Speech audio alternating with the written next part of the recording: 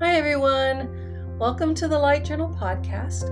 I'm Jamie Perez, and today I want to talk about the idea of tuning into the now and how that can amplify your spiritual power. If you're a second wave volunteer, you've heard that you're a conduit of divine energy. But what exactly does that mean, especially in terms of being present? In this episode, I want to invite you to remember why you came. Not just to exist in the world, but to feel it, connect to it, and to allow yourself to become an active participant in the sacred flow of transformation that's already moving through you.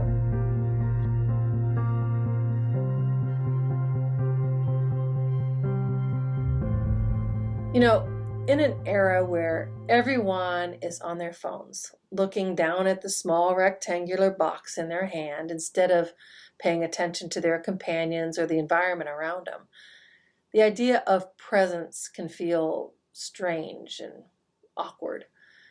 To actually put down the phone and look at somebody in the eye and talk to them without thinking about what's beeping, dinging, or ringing in your hand, well, that feels, unnatural. We've become accustomed to distraction. We expect it. And I might even add we're addicted to it. Presence isn't always easy or comfortable. If someone's feeling down, dealing with some issues that are particularly difficult or even touchy to us, and if they maybe need some encouragement, we're a lot of times going to feel really inadequate and uncertain about how to be there for them. Whereas, if we're idly scrolling through the Instagram, TikTok, or any of the reels, that doesn't require anything from us. It barely even requires our attention. It's just visual stimuli, noise that passes by us without having to digest any of it. And that's not true when we're present. That's not how it works. Practicing presence involves really being here in the now moment, not worrying about the future, not fretting about the past, and not getting mentally entangled in all the stuff and all the events that's happening far outside our immediate sphere. It's about being right here, right now. And that can feel kind of scary and maybe even feel a little disconnected. And so it might appear to you, and maybe even to others, as if you're trying to ignore the world or bury your head in the sand, but that couldn't be further from the truth.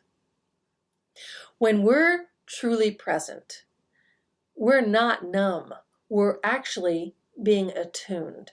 And then when we're called upon to act, we will act because we're in alignment with the guidance of the Spirit in that moment. But if we're constantly consumed by every crisis, every global fear, and every alarm that's sounding in our ears everywhere we turn, well, that actually dulls our ability to hear spiritual guidance. For that matter, it's so overwhelming that we don't even know where to place our focus. And that almost feels, to be honest, like it's deliberate. It feels like it's designed to keep us from recognizing what is truly important. So when we're distracted by all that stuff, we're not hearing Spirit.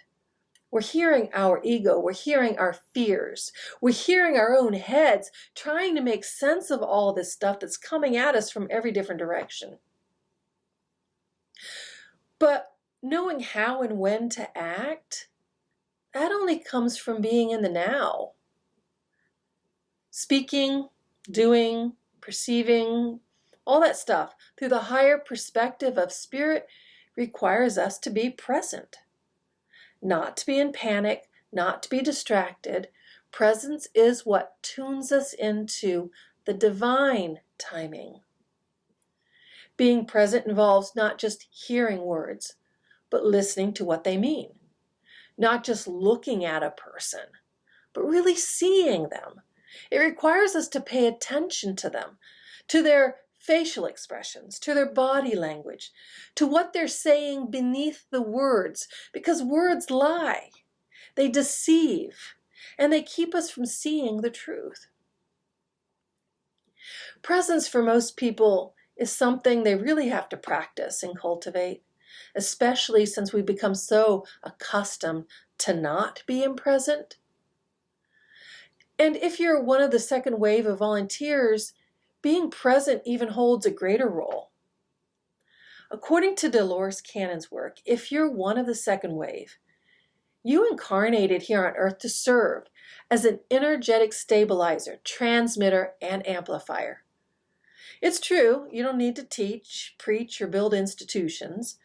You just need to simply be. And in your being, you radiate a frequency that supports the evolution of the consciousness of the planet. Even so, there's a difference between being a passive conduit and becoming an active participant. While we as a second wave are always conduits, whether we're aware of it or not, being consciously present allows us to feel and co-create with the energy that's moving and flowing through us. Being a conscious participant makes the energetic process reciprocal. It's not just flowing out, but it's actually flowing in, enriching us inside, instigating our own transformation process, our own shift to a higher frequency. So this is where presence really becomes vital, not because it activates the energy, we're already transmitting it, but because it allows us to intentionally witness it, intentionally direct it, and intentionally align with it. Presence sharpens our inner knowing, seeing, hearing, feeling. It transforms all those subtle aspects of claircognizance, clairsentience, and all that. It transforms it from the subtle into very much an experiential one. When we as a second wave truly develop our awareness, when we truly tune into the people, places, and things around us, we're also connecting with the consciousness that is flowing in, through, and around us, through all those people, places, and things. And I'm not just talking about people or animals, but also the inanimate objects that we don't often acknowledge are aware. Things like the chair, bricks, glass, buildings, wires. Everything possesses divine awareness because everything is made of the same quantum material as the stars and as our bones. Nothing is separate from source. Everything is alive with purpose, waiting to be acknowledged and known.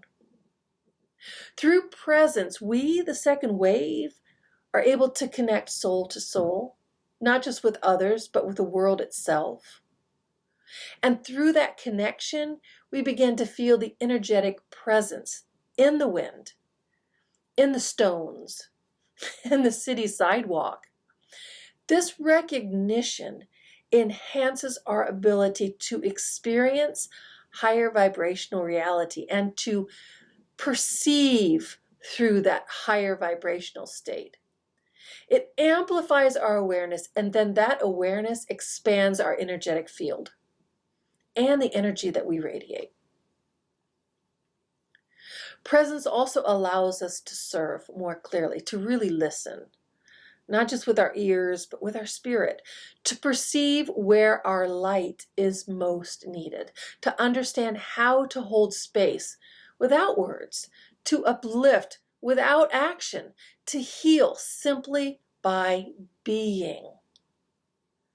And perhaps most importantly, this act of conscious presence, it nourishes us because the energy we transmit isn't just for other people. As we tune into that divine consciousness that's flowing in, through, and as us, in, through, and as the world, we experience it more. We may not be there to save the world. We may not be here, rather, to save the world.